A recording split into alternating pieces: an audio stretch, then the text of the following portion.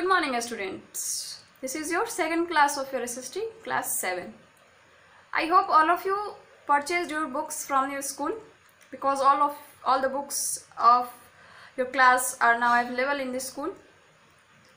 So please purchase these books because your syllabus is starting now and your study is also starting now.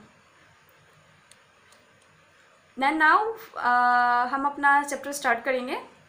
पिछले class में हमने first chapter को start किया था medieval India. तो ancient history को हमने दो सोर्सेज में बांटा था, archaeological and literary sources. Medieval period को भी दो सोर्सेज में बांटा गया है. पहला है literary sources. We are fortunate that we have a number of literary works of this period. One of the possible reasons in the paper gradually become cheaper and more widely accessible during the period.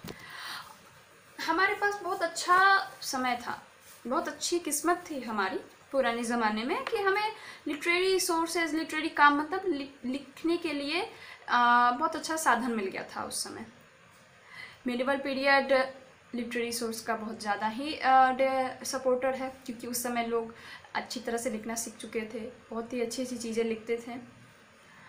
The Literaria and Chronicles used is to write chroniques of rulers, petition, judicial records, accounts and taxes. Literary source में बहुत सारी चीज़ें लिखी जाती थी.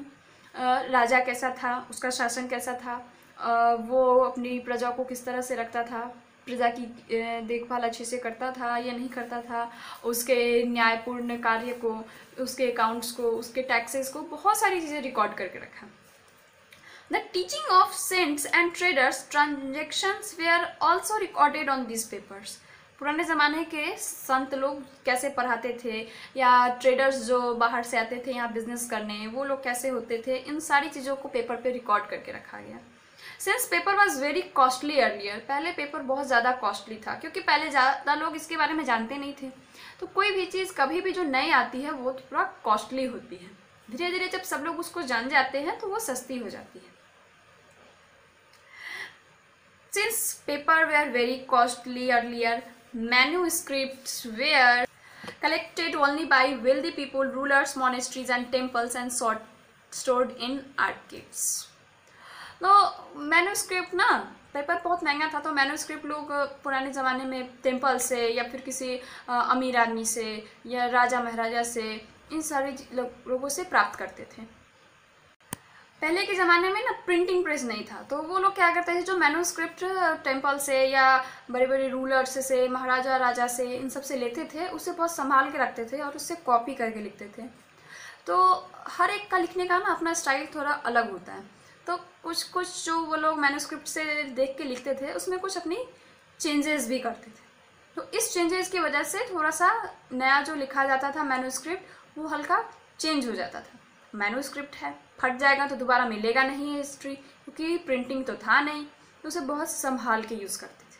तो कुछ अलग हो गया लिखने में, फिर आगे किसी ने उसे देख के लिखा, वो थोड़ा अलग हो गया. तो ये चेंजिंग हमारे जनरेशन बाई जनरेशन बढ़ती गई और जो एक्चुअल स्क्रिप्ट थी उससे चेंजेस बहुत ज़्यादा अभी के ज़माने में हो गई हैं.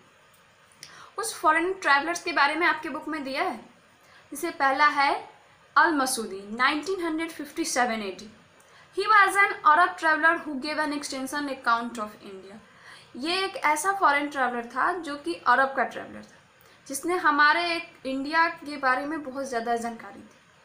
अल बरूनी 124 to 130 AD. He came to India along with Mohammed of Ghazni.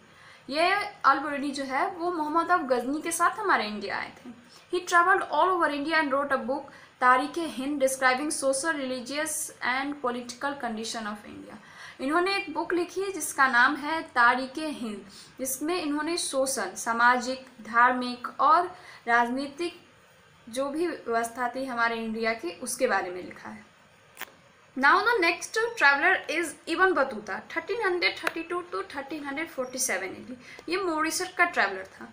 ये मोहम्मद बिन तुगलक के शासनकाल में हमारे इंडिया में आए थे. इन्होंने भी एक बुक लिखी जिसका नाम था रहेला, जो कि मोहम्मद बिन तुगलक के शासनकाल के बारे में हमें डिस्क्राइब करता है और उस समय कैसा हमारा जोग्राफिकल कंडीशन था, सोशल इकोनॉमिकल कंडीशन था हमारे इंडिया का, वो सब कुछ उसने डिस्क्राइब किया अपने बुक में, जिसका नाम है Rihla. Now the next is Niccolo Conti 1420 to 1421 AD। Nicola Conti एक वेनेटियन ट्रैवलर थे जिन्होंने हमारे इंडिया के किंगडम विजयनगर के बारे में एक अच्छी जानकारी हमें उपलब्ध कराई है। Now the next is domino page 1520 AD to 1522 AD। ये एक पोर्तुगीज ट्रैवलर थे जिन्होंने हमारे इंडिया में विजिट किया था कृष्णदेवा के भी दरबार को, जो कि विजयनगर एम्पायर में ही स्थित।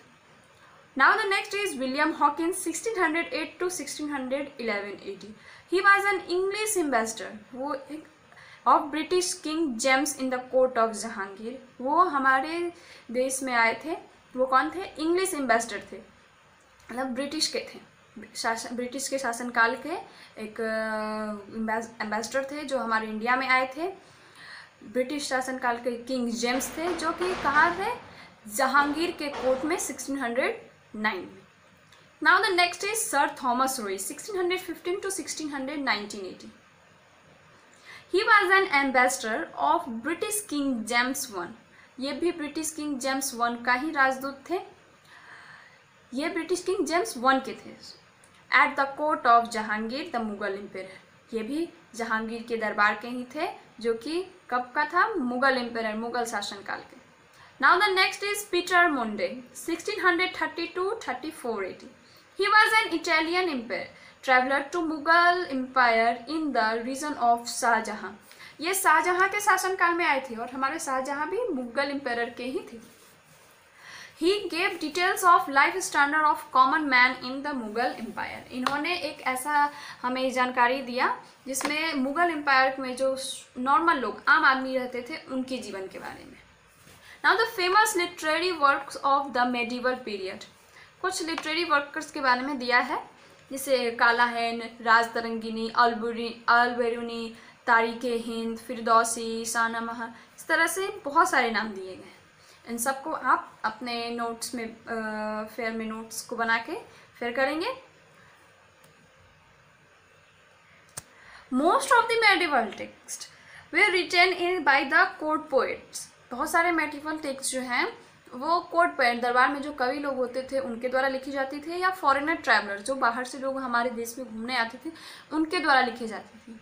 और वो हमारे इंडिया के सोशियो पॉलिटिकल लाइफ और इकोनॉमिकल इशू, इन सब के बारे में अपने बुक्स में लिखते थे। और वो एक तरह से आई विटनेस भी थे हमारे उस टाइम के, कि उन्होंने हमें इतनी अच्छी जानकारी दी उस समय के बारे में। वो जो देखते थे वही लिखते थे।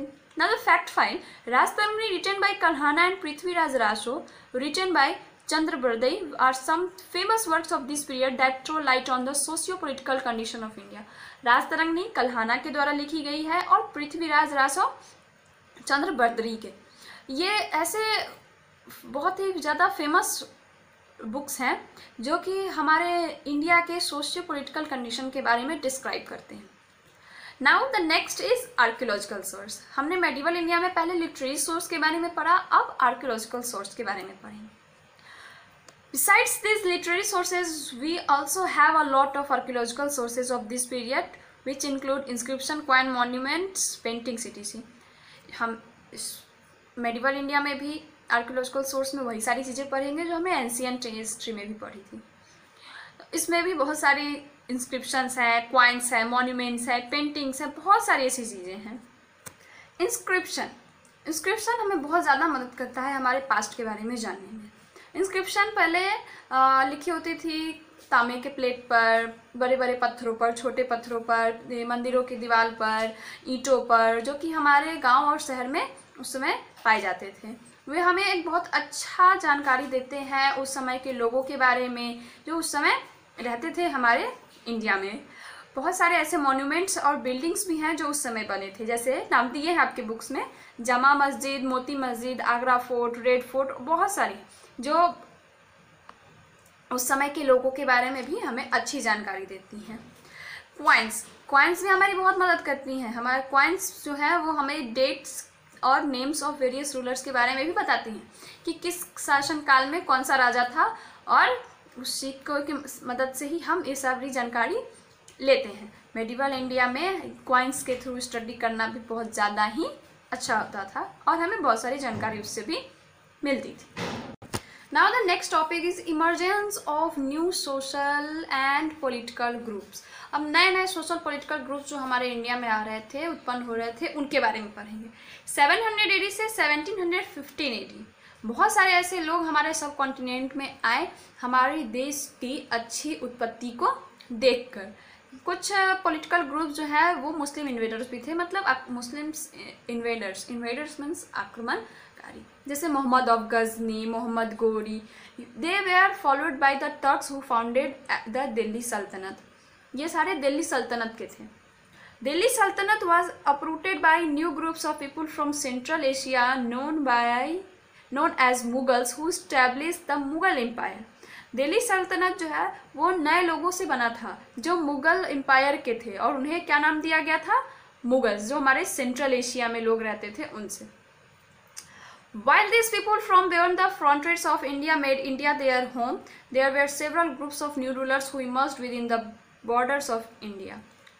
इस समय वे जो इन्वेडर्स थे वो हमारे इंडिया में आकर इसे अपना राज्य बनाने लगे, वे यहाँ आकर बसने लगे। हमारे राजा जो थे वो अपने बॉर्डर्स पे भी बहुत ज़्यादा ही बॉर्डर्स के अंदर ही रह गए, इंडिया से बाहर नहीं जा पा रहे थे, वो उनसे ज़्यादा सामना नहीं कर पा रहे थे। कुछ ग्रुप्स हैं जैसे राजपूत। राजपूत का मतलब राजपुत्र, राजपुत्र का मतलब हुआ राजा का बेटा। जो राजा का बेटा होता था उसे राजपूत नाम दिया जाता था पहले। तो वे लोग कुछ ऐसे लोग थे जो अपने देश के लिए, उसकी रक्षा के लिए कुछ भी करते थे। कुछ रीजनल ग्रुप्स भी थे, मतलब धार्मिक लोगों का भी ग्रुप था, जैसे सिख थे, मराठा थे, अहोम थे, जट थे, कास्ट थे। ये सारे भी हमारे इंडिया के बहुत ही ज़्यादा पॉलिटिकल लीडर्स भी हुए हमारे इंडिया के सुरक्षा के लिए। Now the next topic is economic changes. Economic means आर्थिक बदलाव हमारे इंडिया में कैसे आया। बहुत सारे चेंजेस हुए हमारे इकोनॉमिक फील्ड को चेंज करने के लिए। जैसे बड़े बड़े जो जंगल थे उनको साफ़ किया जा रहा था ताकि उस जगह अच्छी खेती की जाए, मिट्टी को फर्टाइल बनाया जाता था, उनमें जुताई की जाती थी ताकि लोग अच्छे अच्छे क्रॉप्स उसमें लगा सकें। बहुत सारे लोग अपने अंदर में बहुत सारे लैंड्स को कवर करके उसके अंदर अपने सर्वेंट्स को या पीजेंट्स को काम करवाते थे। बहुत सारी ऐसी चीज़ें होने लगी जिससे हमारा इकोनॉमिकल लाइफ जो है वो चेंज होने लगा। जैसे जैसे लोग आगे बढ़ रहे थे ना, तो हमारा इंडिया डेवलप भी हो रहा था। तो कुछ लोग बहुत ज़्यादा लैंड को अपने अंदर कवर करके अमीर होते जा रहे थे, कुछ लोग गरीब ही रह जा रहे थे। तो उन बड़े लोगों के लैंड्स में जाकर काम करते थे, उनको टैक्स भी देते थे। जो बड़े बड़े लैंडलॉर्ड्स थे वो अपने राजा को टैक्स देते थे। फिर कुछ लोग ज़रूरी नहीं कि सब खेती ही कर रहे थे, कुछ अलग आर्टिस्ट भी बनते जा रहे थे, कुछ पेंटिंग्स करते थे, कुछ लोहार हो गए, कुछ सोनार हो गए। हर एक तरह का अलग अलग बिजनेस लोगों ने करना शुरू किया था। ये अलग एक सोसाइटी ही हमारे मेडिवल इंडिया में क्रिएट हो रही थी। The result was emergence of socially and economically diverse society. In such society caste और जाति and sub caste came to play an important role. धीरे धीरे हमारे सोसाइटी में ना जाति प्रथा, सती प्रथा, ये सब भी बढ़ रहा था। लोग डेवलप तो हो रहे थे बट सिर्फ पैसे कमाने के लिए, अपने इकोनॉमिकल कंडीशन को ठीक करने के लिए, ना कि अपनी सोच को सही करने के लिए। तो लोगों ने कास्ट जाति प्रथा को शुरू कर दिया, सती प्रथा को शुरू कर दिया। इसमें लोग क्या करते थे, जो छोटी जाति के लोग होते थे उनको अपने गांव में भी नहीं घुसने देते थे। अगर कोई काम करता है तो उन्हें अपने घर में भी नहीं आने देते थे। सती प्रथा है तो उसमें लोग एक जीवित स्त्री को अपने पति की चिता पर बैठाकर जला देते थे, जो बिल्कुल ही गलत था। उस समय जाति भी शुरू हुई। जाति मीन्स पंचायत। ये तो जो फॉरेन ट्रैवलर्स हमारे इंडिया में आते थे ना, उनसे इन पंचायत को अलग अलग नए नए आइडियाज़ मिलते थे, जो हमारे इंडिया के इकोनॉमिकल कंडीशन को डेवलप करने में बहुत ज़्यादा मदद भी किया। इन इरिगेशन, खेतीबाड़ी में पर्शियन व्हील्स का यूज़ किया जाने लगा। कपड़े बनाने के लिए स्पिनिंग व्हील का यूज़ किया जाने लगा। आग का यूज़ किया जाने लगा। फिर लिखने के लिए पेपर का भी इंट्रोडक्शन हुआ हमारे देश में। तो अलग अलग तरह के फूड बेवरेज भी हमारे इंडिया में इंट्रोड्यूस हुए हैं, जैसे पोटैटो हुआ, कॉर्न हुआ, मेज़, चिली, टी एंड कॉफ़ी, बहुत सारी ऐसी चीज़ें हैं जो इंट्रोड्यूस हुई। आज की आपकी क्लास यहीं ख़त्म होती है। Thank you. If you have any problems, then write in comment box. Your answers will be soon provided in the comment box. Thank you. आपको कोई भी प्रॉब्लम हो, आप कमेंट बॉक्स में प्रॉब्लम्स अपने पूछ सकते हैं।